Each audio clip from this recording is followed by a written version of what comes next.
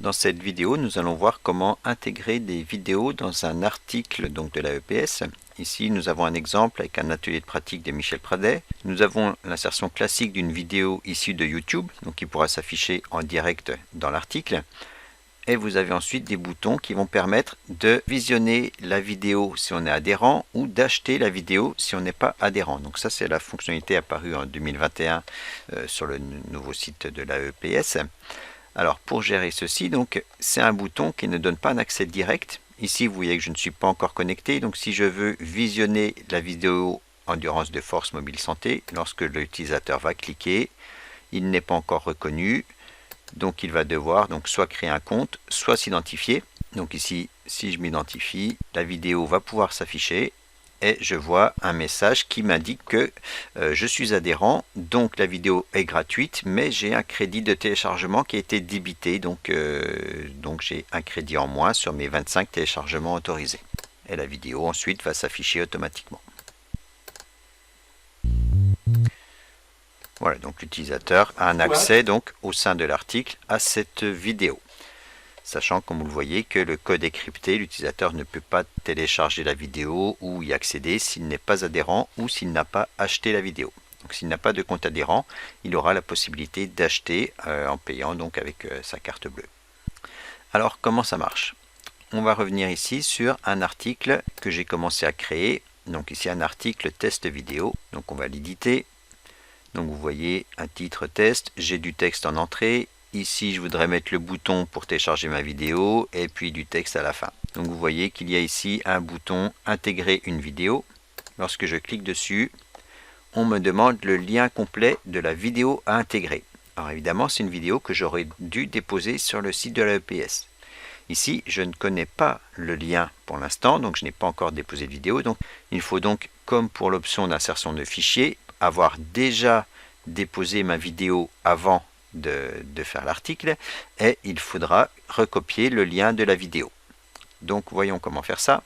Donc je peux fermer l'édition de mon article. Mon article, j'ai juste la structure, je reviendrai dessus plus tard. Alors maintenant, dans ma régionale, je vais chercher le menu envoyer des vidéos. Vous voyez ici la liste des vidéos que j'ai déjà déposées sur le site. Donc je vais simplement cliquer sur ajouter des fichiers. Je vais pouvoir sélectionner une ou plusieurs vidéos en simultané. Donc avec la touche CTRL ou majuscule, je peux sélectionner toute une série de vidéos pour en envoyer plusieurs d'un coup. Là, je vais prendre juste une seule vidéo pour faire simple, ma vidéo de test. Je clique sur ouvrir. Je descends tout en bas. Et tout en bas, vous voyez que la vidéo est affichée. L'envoi n'est pas encore fait. Elle n'est pas encore sur le site. Donc il faut bien que je pense à cliquer sur démarrer. Ça y est, ma vidéo est en ligne. On peut évidemment avoir l'option de supprimer des vidéos qu'on a déposées par erreur ou des vidéos de test. Et donc c'est ici que je vais avoir besoin de l'adresse exacte, donc l'URL où est déposée ma vidéo. Donc pour ça, je vais faire un clic droit sur test.mp4 et je vais chercher l'option copier l'adresse du lien. Alors selon votre navigateur, le texte peut être un peu différent. En tout cas, il ne faut pas juste copier test.mp4, mais il faut copier vraiment l'adresse du lien. Donc cette adresse devra commencer forcément par https://aeps.org, etc. Donc là, je copie l'adresse. Je peux retourner dans mon article. Ici, cet article est en édition. Là maintenant, quand je vais faire intégrer une vidéo, je vais pouvoir saisir le lien complet de la vidéo. Donc vous voyez que le lien commence par aeps.org, etc., etc., avec à la fin le nom de mon fichier test.mp4. Je mets un titre de vidéo. Attention, ce titre, c'est celui qui va apparaître lorsque vous cliquez. Ce titre, c'est ce qui va apparaître ici en en-tête, juste avant l'affichage de la vidéo. Donc, ici, on va appeler ça donc vidéo de test. Alors ensuite, c'est ici qu'on va pouvoir définir si on met réservé uniquement aux adhérents, ça sera gratuit et donc pas de décompte de téléchargement, mais par contre, ça sera inaccessible à toute personne qui n'est pas adhérente.